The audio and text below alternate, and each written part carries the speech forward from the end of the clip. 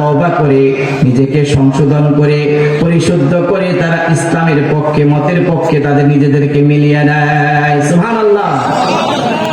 আমার ভাইয়েরা হচ্ছে ইমানদার, এরা দুনিয়ার কোন লোভ লালসা তাদের মধ্যে নেই।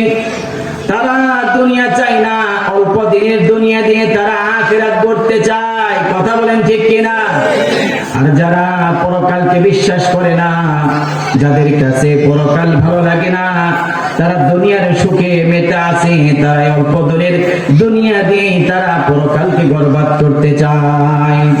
আমার ভাইয়েরা, আপনি বলবেন এখন যদি আপনি ইসলামকে দিনকে প্রতিষ্ঠিত করতে চান, আপনি যদি ইমানদার হন, যারা ইমানদার তারা দিনকে ইসলামকে মেনে নেয়, আল্লাহকে রব বলে মেনে নেয়, তারা কখনো কোনো কিছু পরোয়া করে না, ওর বাধাকে পরোয়া করে না।